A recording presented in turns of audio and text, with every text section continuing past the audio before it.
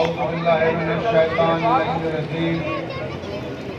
बिस्मिल्लाहिर्रहमानिर्रहीम। हादा हुसैनो फ़ारिफ़ु। सोगवारा ने सैयदुश्शुहदा मातमदारा ने हुसैन इब्न अली। ये मातमी नहीं, शहरे अज़ा के राही हैं। ये मातमी नहीं, शहरे अज़ा के राही हैं। मिला कदम से कदम या हुसैन कहता चल, लब्बैक या हुसैन, लब्बैक या हुसैन। आखिरी आदमी तक जहां तक मेरी आवाज जा रही है, आज के इस तारीखी चौक पे ऐसा नारा गूंजना चाहिए कि आपका नारा करबला तक जाए, लब्बैक या हुसैन, लब्बैक या हुसैन, लब्बैक या हुसैन। यज़ीदियत मुर्दाबाद, यज़ीदियत मुर्दाबाद, यज़ीदियत मुर्दाबाद, हुसैनियत जिंदाबाद, हुसैनियत जिंदाबाद, हुसैनियत जिंदाबाद। नारे हैदरी। वाजिबुल एहतराम सामईन किराम, मैंने सरकार रिसालत सल्लल्लाहु अलैहि वसल्लम की जिस हदीस को सरनामा कलाम करार दिया है, पैगंबर इस्लाम हजरत मोहम्मद मुस्तफा सल्लल्लाहु अलैहि वसल्लम के बताया कि इनकी अजमत क्या है।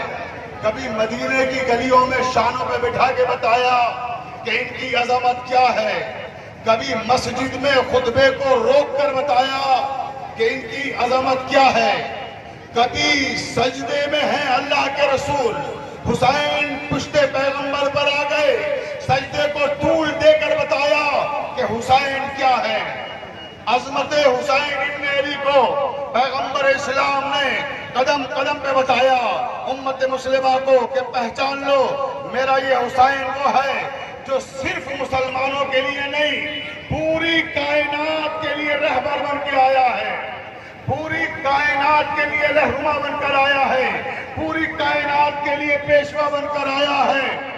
ये वो हुसैन इब्न अली है कि ये हर इंसान का रहनुमा है।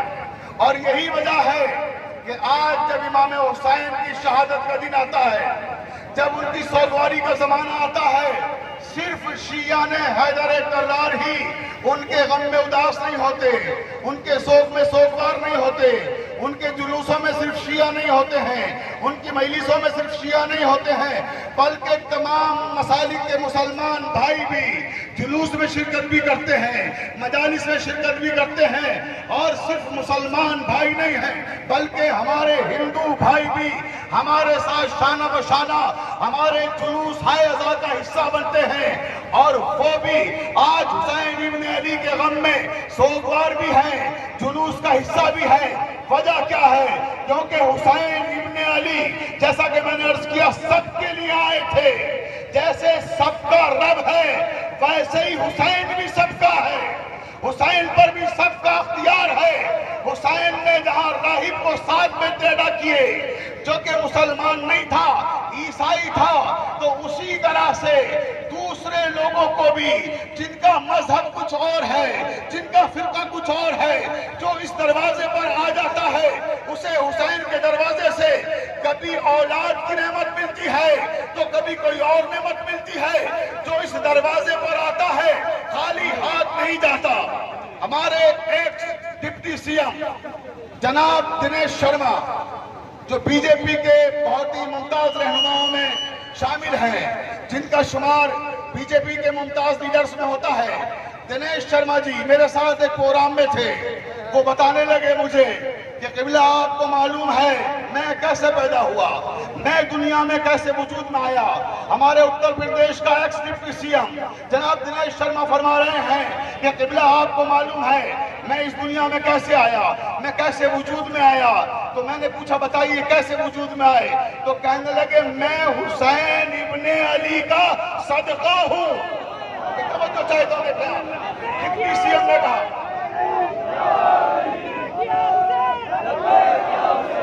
मिलके नारा लगा, मिलके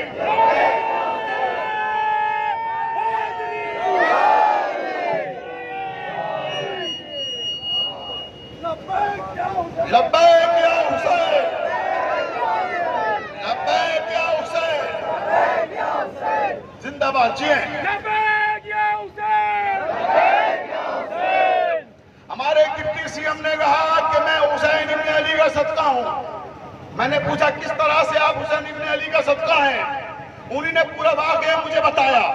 फिर अगले ही दिन एक प्रोग्राम में उन्हें भी तकरीर करना थी, मुझे भी तकरीर करना थी। लखनऊ में प्रोग्राम था, हजरतगंज में स्टेज बनाया गया था, हुसैन डे का एहतमाम किया गया था। मैंने दिनेश शर्मा जी से कहा डिप्टी सीएम साहब आप वही वाकया जो कल मुझे बयान कर रहे थे आज अपनी तकरीर में बयान कीजिए। उन्हीं ने वो वाकया उस तकरीर में बयान किया, ऑन रिकॉर्ड वीडियो में वो वाकया मौजूद है, जिसमें deputy CM x deputy CM Dinesh Sharma कह रहे हैं कि मैं जब पैदा हुआ तो किस तरह से पैदा हुआ। वो बताते हैं, मेरे तमाम हिंदू मुस्लिम भाई सुने कि डिप्टी सीएम ने बताया कि वो किस तरह से पैदा हुए।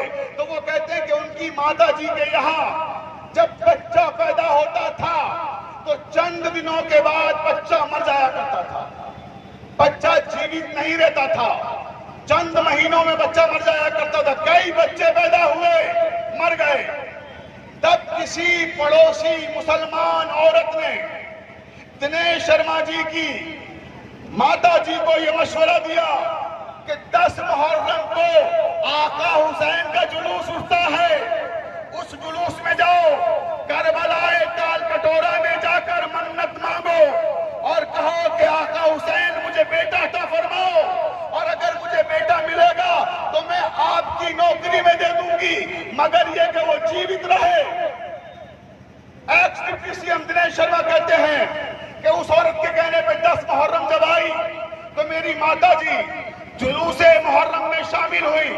10 मुहर्रम के जुलूस में शामिल होकर दाल कटोरे की करबला गई, करबला में जाके आका हुसैन से मन्नत मांगी और कहा अगले साल तक 10 मुहर्रम तक मुझे मौला एक बेटा दे दीजिए, जब बेटा दे देंगे तो मैं उसे आपकी नौकरी में दे दूंगी, आपकी गुलामी में दे दूंगी।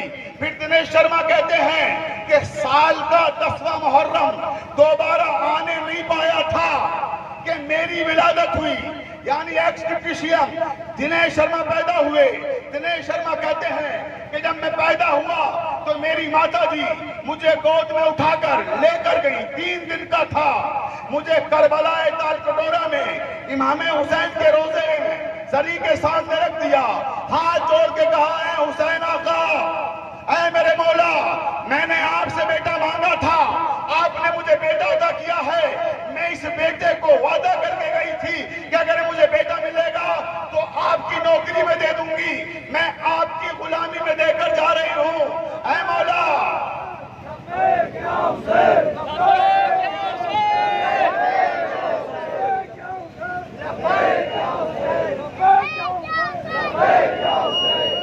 बहुत तवज्जो से मोहतरम, कहा क्या आका, मैंने आपसे मांगा था, आपने मुझे बेटा दिया, मैं आपकी नौकरी में देके जा रही हूँ, आपकी सेवा के लिए छोड़ के जा रही हूँ।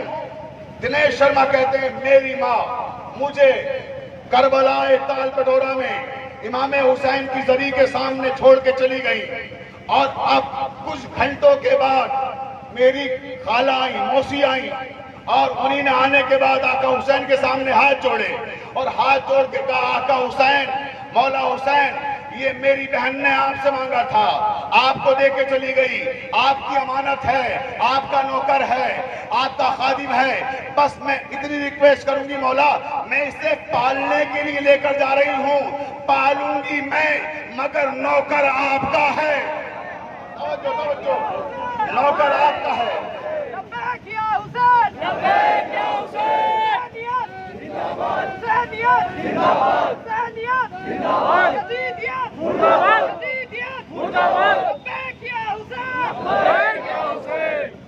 एक्स डिप्टी सीएम कहते हैं दिनेश शर्मा कि मेरी मौसी मुझे ये कहकर लेकर आई मौला हुसैन की बारगाह से कि आका नौकर आपका है, खादिम आपका है, पालने के लिए लेके जा रही हूँ, जब बड़ा हो जाएगा ये आपकी खिदमत करेगा, ये आपका जिक्र करेगा।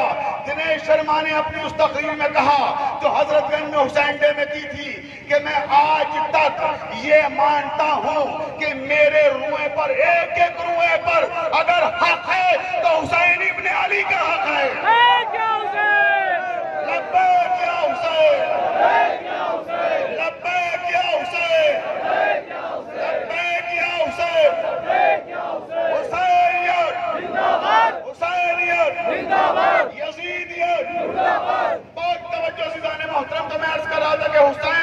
बादशाह, हुसैन सबके हाकिम। इस दरवाजे पर हिंदू आए, मुसलमान आए, क्रिश्चियन आए, ईसाई आए, यहूदी आए, किसी भी मजहब से ताल्लुक रखने वाला आए, मायूस होकर नहीं जाता। हुसैन सबको अदा करते हैं। बस आखिरी बात और तकरीर खत्म कर रहा हूं। हिंदुस्तान का, हिंदी लिटरेचर का, हिंदी साहित्य का सबसे बड़ा नाम मौजूदा जमाने का डॉक्टर योगेश परवीन। डॉक्टर योगेश परवीन ने लखनऊ की तारीख पर एक किताब लिखी और उस किताब में एक अजीबोगरीब वाकया लिखा। बस वही वाकया सुना के तकरीर खत्म कर रहा हूं। वो लिखते हैं लखनऊ की तारीख में कि मैं ये सोच सोच कर परेशान था कि दुनिया में जितने भी धर्म हैं, जितने भी मजहब हैं, इनमें कौन सा मजहब, कौन सा धर्म ऐसा है जिसके पास यूनिटी का प्लेटफॉर्म है, इत्तेहाद का मरकज है, एकता का मरकज है। तब वो कहते हैं मैं परेशान रहा, रात भर सोचता रहा, मगर मेरी समझ में नहीं आया। मैंने सुबह कलम उठाया, कागज उठाया और अपने सफर का आगाज किया। सबसे पहले मैं मंदिर में पहुंचा। डॉक्टर योगेश परवीन तारीख लखनऊ में लिख रहे हैं कि जब मैं सबसे पहले उठकर मंदिर में पहुंचा तो मेरा ख्याल था कि मैं हिंदू हूं, मैं हिंदू मजहब को मानता हूं, तो मंदिर ही ऐसी जगह होगी, ऐसा पवित्र स्थान जो सारी दुनिया के इंसानों के लिए यूनिटी का प्लेटफॉर्म हो। मगर वो कहते जब मैं मंदिर पहुंचा तो बड़ी मायूसी हुई। क्यों? क्योंकि मैंने वहां देखा कि वहां सिर्फ हिंदू हैं जो ईश्वर की पूजा कर रहे हैं, वहां मुसलमान नहीं हैं, वहां क्रिश्चियन नहीं हैं, वहां दूसरी कम्युनिटी के लोग नहीं हैं। जब मैंने देखा कि सिर्फ हिंदू हैं तो मैंने ये तय कर लिया कि ये इत्तेहाद का मरकज नहीं हो सकता, ये यूनिटी का प्लेटफॉर्म नहीं हो सकता। उसके बाद वो कहते मैं आगे बढ़ा और फिर मैंने सोचा कि भाई हिंदुओं के बाद सबसे बड़ी आबादी हिंदुस्तान में मुसलमानों की है, हो सकता है मुसलमानों की मस्जिदें इत्तेहाद का मरकज हों।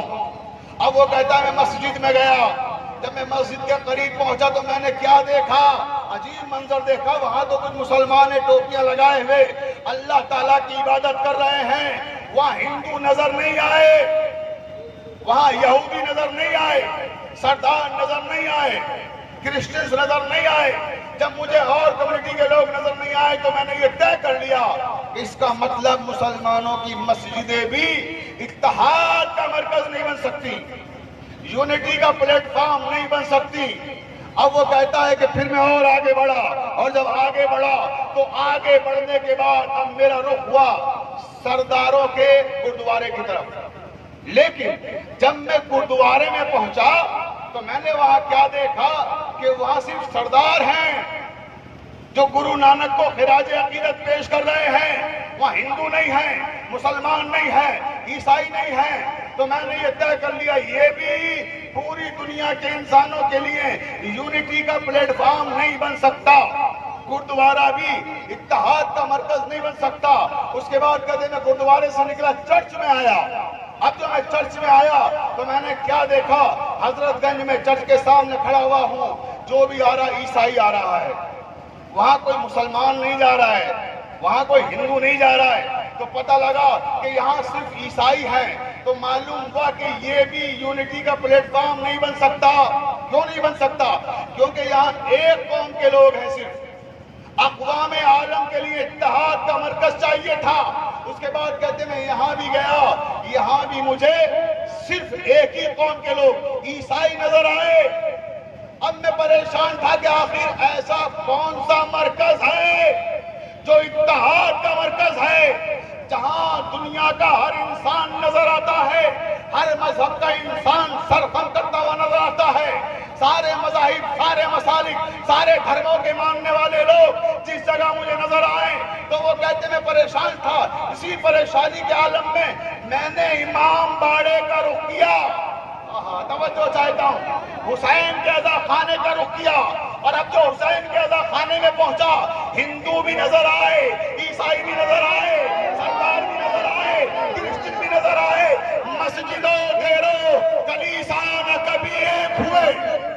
योगेश पर भी इमाम बारगाह से खिताब करते हुए कहते हैं कि मस्जिदों तेरो कलीसा न कभी एक हुए, तेरे दरबार में पहुंचे तो सभी एक हुए।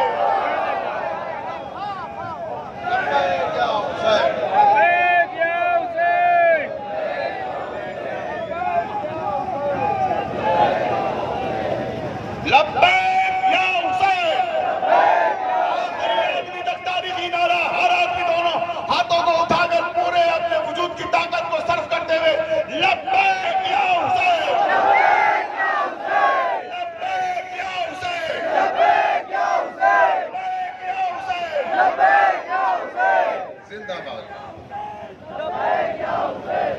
मौला